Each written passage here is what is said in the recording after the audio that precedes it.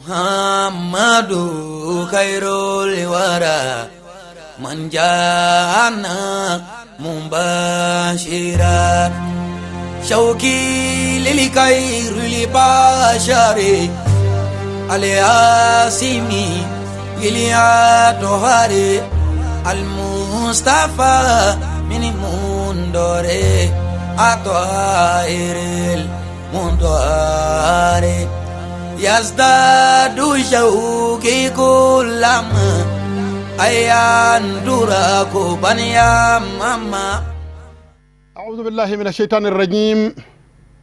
بسم الله الرحمن الرحيم. اللهم صل على محمد وعلى آل محمد كما صليت على إبراهيم وعلى آل إبراهيم وبارك على محمد وعلى آل محمد كما باركت على إبراهيم وعلى آل إبراهيم في العالمين إنك حميد مجيد. وبعد السلام عليكم ورحمة الله تعالى وبركاته. السلام عليكم رب مندم أم تغين الله سبحانه وتعالى فيك بشتان تورما ولا دم دمنا تفلا أمبازم الله سبحانه وتعالى لا كدمنا الله سبحانه وتعالى تقب بركة ماي سد كيني بمسامي أمباني نفاك فرانغا الكربة تنتكي يفواني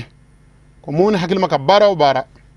na yituku ka damina na ma damina Allah subhanahu wa ta'ala to ko barka mai ko bara be ke bara kotike lenyi aka puma koraye ko bara barka be nagashi. Assalamu alaikum mandemu olani maminya kanu ka barka sore ka bara la maminya ma'iyatul ilahiyya nyini ka bara la ala naka bunye ka faranga nga bara la alkara sallallahu alaihi wasallam kala ngara mo koye Allah subhanahu wa ta'ala ya bunye ka karama ka ke anga nyemaye alkara ba de bangala Allah subhanahu wa ta'ala kala jinula alkarba ko tikilama aka bismillahir rahmanir rahim blanye fe kulli shay'in saghiri aw kabiri ko bilbele bani ko fitini bela no kere mako be alaka faranga mina ibo soro assalamu wade kama anyanyini allah subhanahu wa ta'ala fe bismillahir rahmanir rahim kalani kama aka faranga ne mbaraina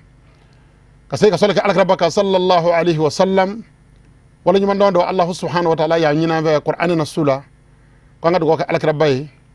alkara sallallahu alaihi wasallam saratan ve alkara mandeng anga solke aka Allah subhanahu wa ta'ala yo nyin anve wa yoro na solke alkara baka sallallahu alaihi wasallam anga nga solke ajin yanzana maunga mununu lemane alkara balla domi na kunga gele alkara sallallahu alaihi wasallam mako pembe mula domi na sahaba wulla ku jo ka faraka nun niye nu kan na foloye ka je udin anu musauko uka dakuma ku dakurnya kelen dama de asam wa ta'a ya rasulullahi alaka kira ne ko cugo mina angote assalamu akelengele betara Allah harani ode na dugo ka alkaraba yoro mi dugo ke o jenyo zanmo nyi alaka nu sara kayrala ka dugo ke alkaraba bona sanmo nyi namuro lami folide alsalama chema ana musomama assalamu anti an baraji Allah subhanahu wa ta'ala kana sara kayrala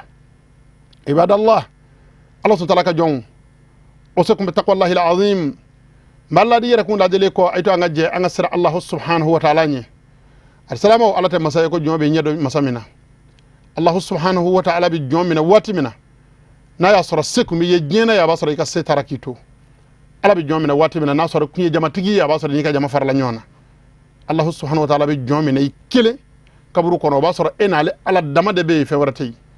afal salamu jonga kanga sira Allah subhanahu wa ta'ala ka senye Allah subhanahu wa ta'ala aya fa Qur'an nasula ko nga hagli to anyira la ko inna batisha rabbika la shadidu ki daba maka minani ka gele man al-salamu min ba nyini akan ko yibolo abi soro nyende la ya kasra Allah subhanahu wa ta'ala ka yamar yakula ala ku kam minge iseko ke o ko kella balma ke balma muso wa hadhirukum min ma'siyati hidayati ila azabihi al-alim mala di nyere kun la dele ko fe akwa ngamin toy jesus ko na itanga seko beke o tolila Allah subhanahu wa ta'ala ko fefe mada islamu ay tanga dabla ni jugube anna anni ku de ya njuguye ni mimbe kan zama shunitle kata adungona jeneya ni debitani nitigiyama glomi ni debitani nitigiyama daga bana ngalondige ni debitani nitigiyama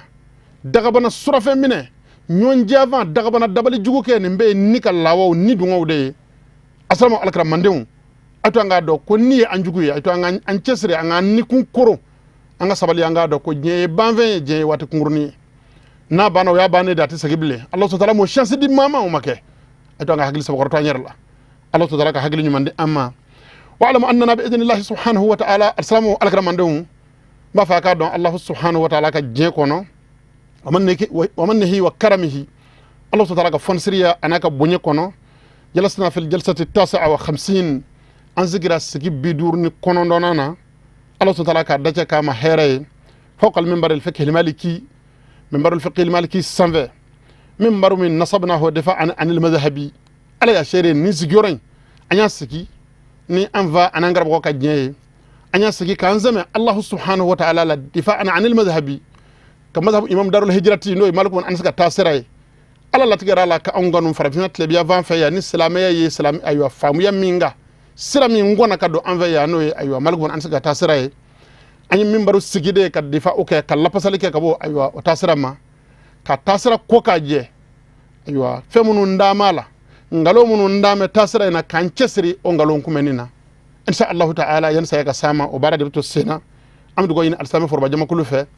asamo ka ndame ni aywa du ko ye bara ngake Allah subhanahu wa ta'ala nyada nyinne bara ye barsabu ka aywa alkar sal sama ka dinal lapasani mazhabu nani ni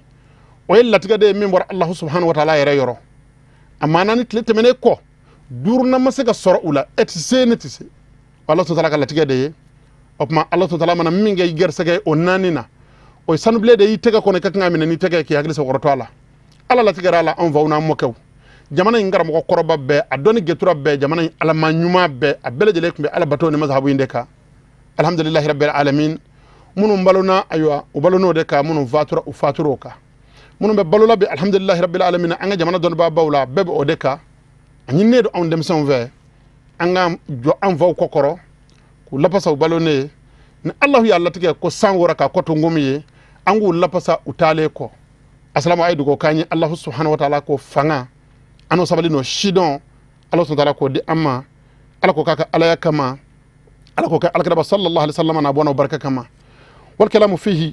hatta al'ana ala sujud as-sahwi hal bi minbaru sanvaya wala da min bambolo halibi ambe seli de ka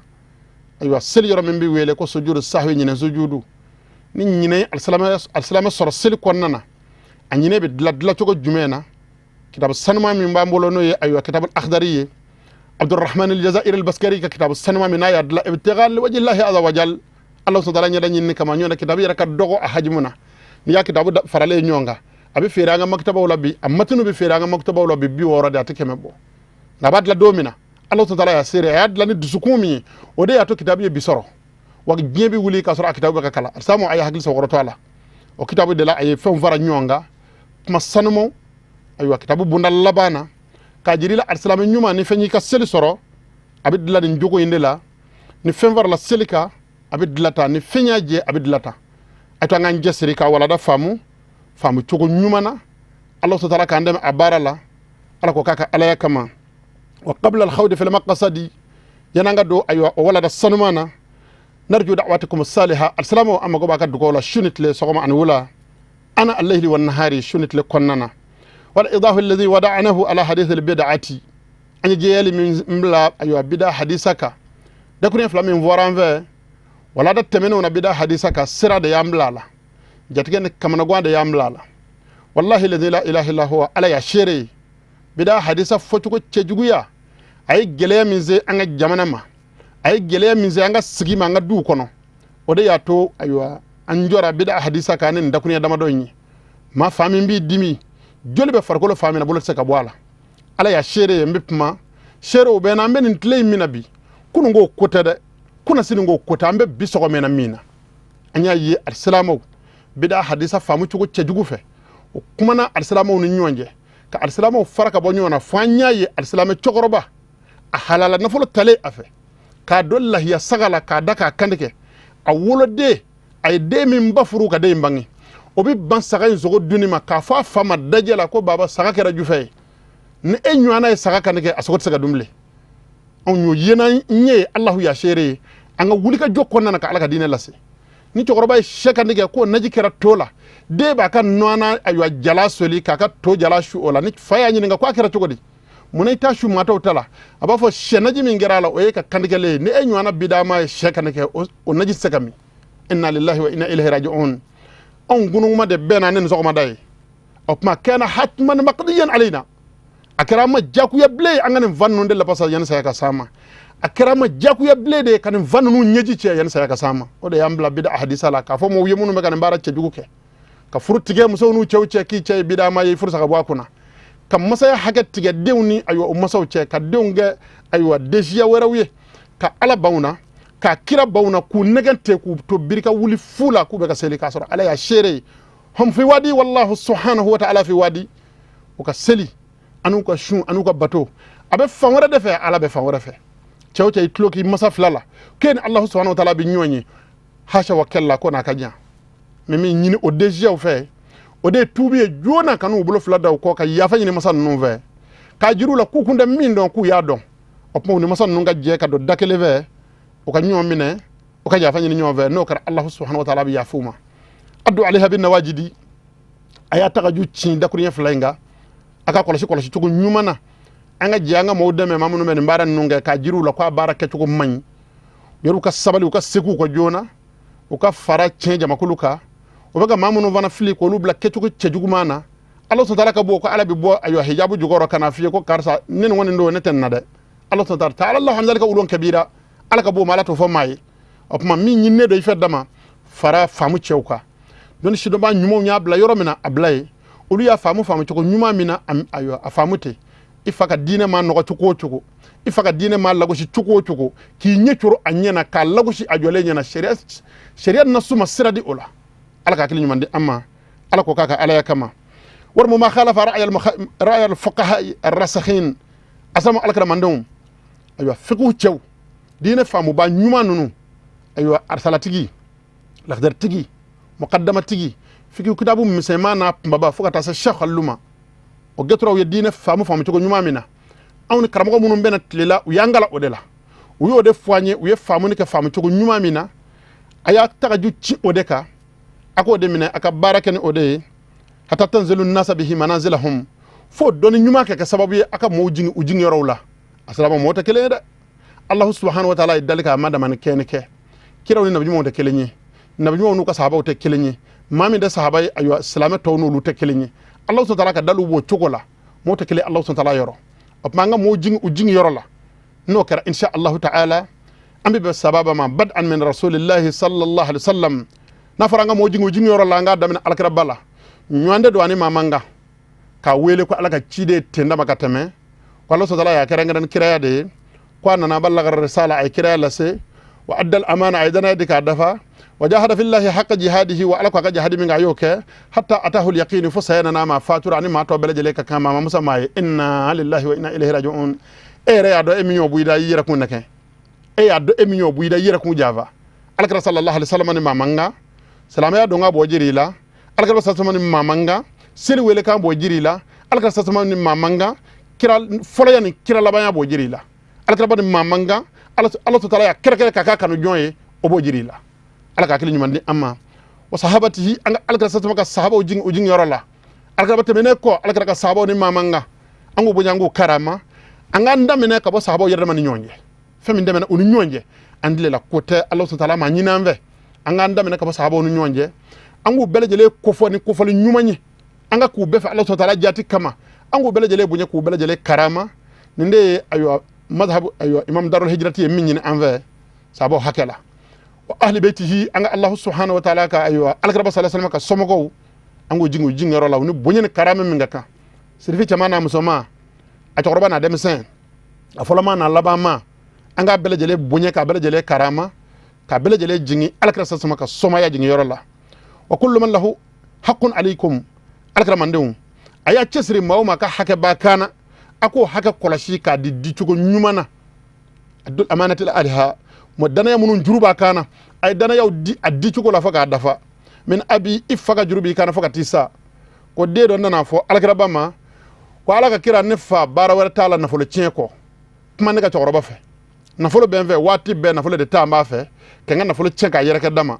an ka jamana laban kumakan ye ko ci wɛrɛ tɛ baba la muso kura furusiri kɔ ni kɔni ye wari d'a ma k'a ka yɛrɛkun ni hinɛ n'o ye sɔɔni dama i b'i tulo ma jɛ i b'a sɔrɔ a taara dɔ furusiri inna lillahi wa inna ilayhi raji'un ala ka hakili ɲuman di an ma ala kira sasama ye nin kamalen t'a tɔ ma de k'a ɲɔni n'a tɛna feere a da kan ko an tɛ wa maluka li abika i n'i ka nafolo y'i fa ta ye a s'a ma an faw ka juru ti bangan na fo ka taa an sa u b'u ɲini k'u karama ka jɛni u ka fɛn bɛɛ lajɛlen wala taqul lahuma uffi u mana giriya i ka cogo o cogo kana sɔn ka ŋuna fo k'a dɔn ko a kuma ko in bɛ ka digi i la de yan ala k'o k'i kana to o yɛrɛ de ka kɛ ala k'o kari ko ana wa shaykhi anga karamo fana cogo keledo munu nyandega mena kanze alama ka juruba ngana foka tanza aslama ni tarbiyal islamiyya da ambadi amma ni ne ba feka ci anga jamana ka ko fireke nyona ka mo shuka bla nyona ka mo nyedo nyona ka ko ci ka ko gele ya fota fande amba fa ka bankola nan zegira ka ko segi anona insha Allah ta'ala babi lafiya wa ghairi zalika ani mawara min dani hal katabla Allah ta'ala nyema mununga ana Allah ta'ala ka kewdo alkara satama kote ati o mara akum ay tuga ka nyemawla tadkhulu jannata rabbikum abdu adaba maka aljinna na ala jamana tigi nyumandi jamana ma am yema tlene nabe jamana fa Allah subhanahu wa ta'ala shere mo ka bunye ka karama kalaba ka deme amma go be mino ka saka ka nyinnedo kaga na folo mina kaga sara mina ka dun ka ta sigi biro jula ka java ka fenchi abolo Allah subhanahu wa ta'ala mo nyine ma fe o chogo gele do anga almami anga misiru kono chogo gele do ku deme ala ka dina barala nyinnedo dugutigu deme ni dugu barala nyinnedo dutigu demeni dugu joli la ne bela jele nyinnedo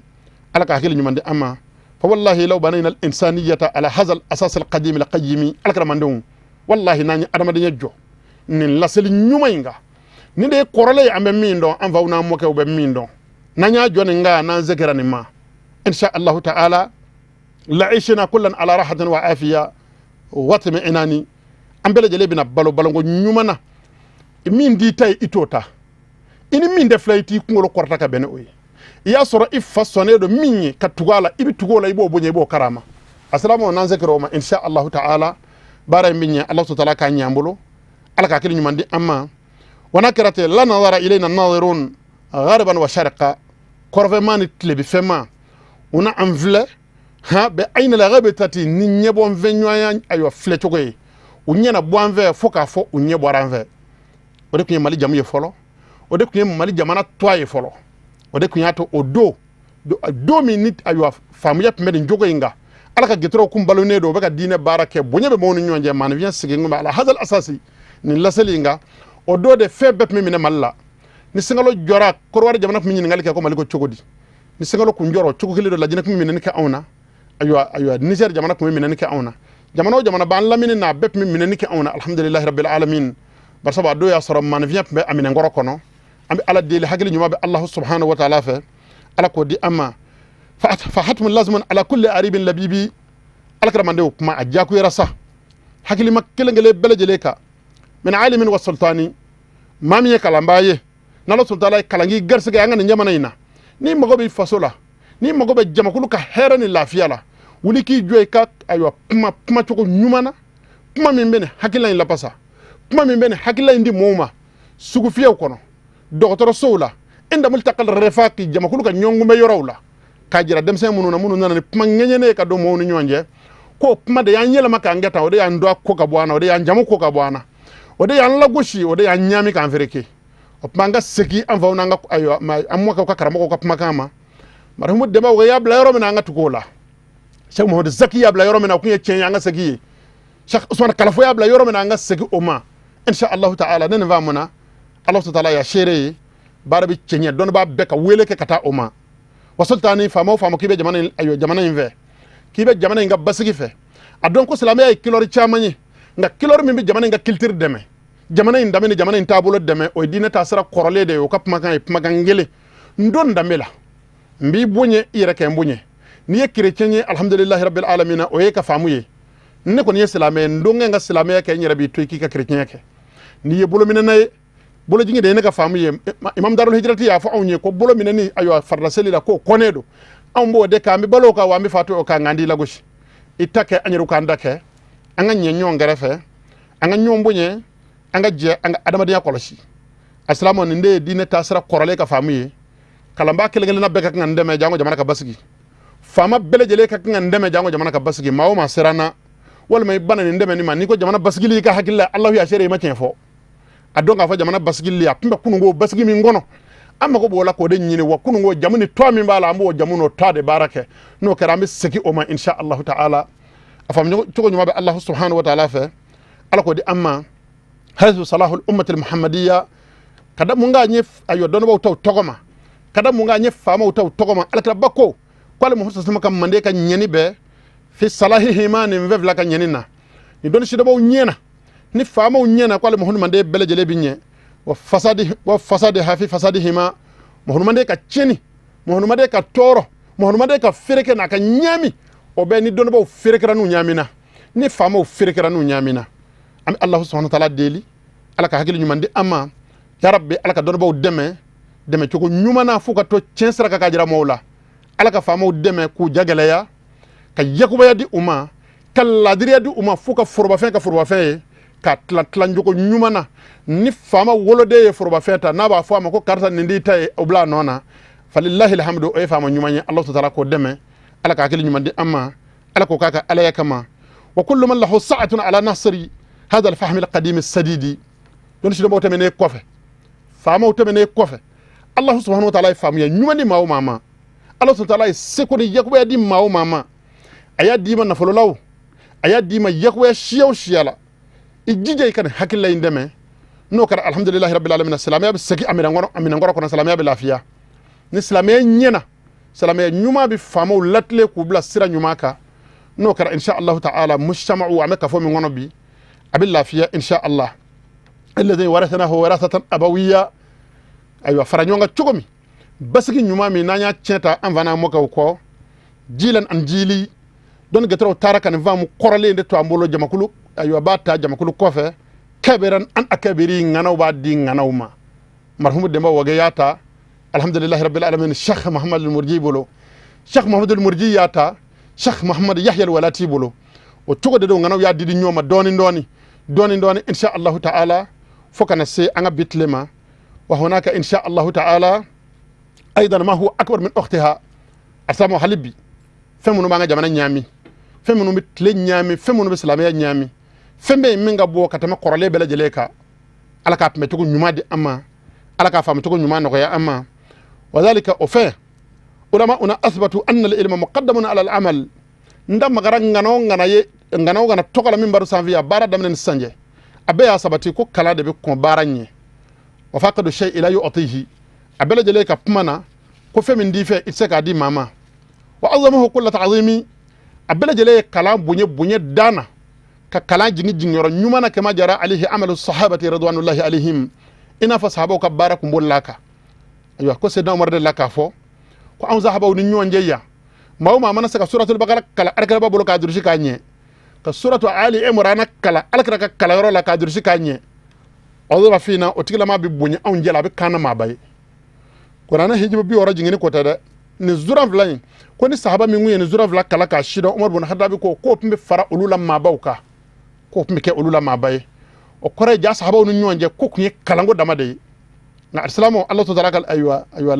لا تكلم ناناي ما دو صور لا أنا منو فامو كورونيدو وفامو كوروني تيجو ويدوني مانا كورو سرا يورلا حتى تم الوفاق بينهم فو بينك أن الدعوة إلى الله جائزة كم هو ويلك كتا على ما كود دغاليدو في حق كل مسلم سلام به كلا سواء كان عالما أو جاهلا أتجي كلامايو ولا ما كونفيندو كو بيبسك ما ويلك كتا على ما بينا أنا على قوله تعالى كل قد دليو لا على قوله صلى الله عليه وسلم كل قد دليو أبمنا على كربك أبماي كو على كيراكو كو بلغوا أني ولو كان آية كو عيل سلك ونمهر ما حلنا كرا آية كلني وبمولك فامو كراكو كوني ما من دفوي دو قرآن أنا حال آية كله كو تكلا ما بسكا دعوة كنو آية كله وتكلا ما بسكا مو واجنوي ni ما من كودو كرا دما ناتولا نانا موبيلي انجينيا موبيل تيجي نيفو موبيل ينينغي ni ما من فامو كرو يو كو تيجي بسكو بركة موي إنا لله وإنا إليه راجعون على كاكيل نماندي أما ونينا على كرا بكا بماكو على كرا كارسا كرما نسولا كون نظر الله مرعى لما هو بدو دوكي ماي ما نين على في على كما نيدا جيا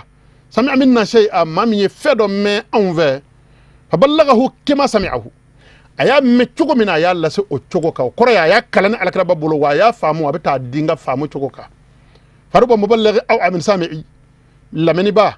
مي لامي تشوكو نيمانا كو ايو او كاتا لسي او تاتو كاتا لسي كو دو كاتانغاني تشيكاني كاتمي ايو لامني با يرتاكا على كرا بكان لاشوني نامونا نامانيا كوابني مهورو كبمالكالي namanya kwabi kirti ganna horuka kitabu ye aga suraya menve chugo mina ba di odi chugo ka ayat ayo atiketo menve chugo mina ba tike o tike chugo ka alaka sasuma bagabagali ke kangari gele kono mo sasuma mandeu ni mawma yi tugu kangalo dan alaka bala halna kara dakurnya kele kelma kele kwati gele maka ka sigila labe janime kono alaba do ala mbele jele ko fani mami ya jahilin nake ko vin nake ko ka wulika da'wa ka misrula o jama kul de fara min nyongo lubi nyemine ku fe obita obi pumate ndama dem sen wulle de kujo o mo foi sabo mo foi kala ko luka puma moye kala ka dine fo moye amba jira o jama kul la ambal mawdo an jinju do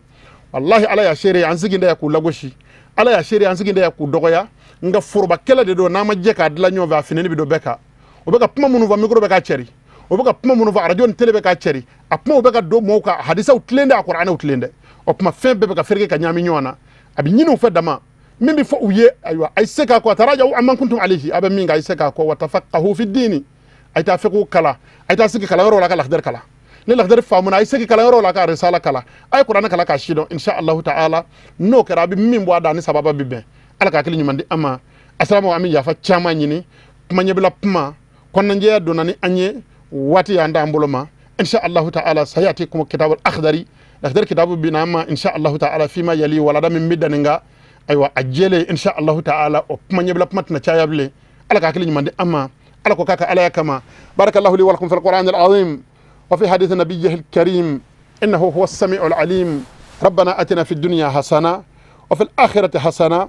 وقنا عذاب النار سبحان ربك رب العزة عما يصفون والسلام على المرسلين والحمد لله رب العالمين محمد خير الورى من جاءنا مباشرا شوقي للخير لبشر الياسمي للياتهاري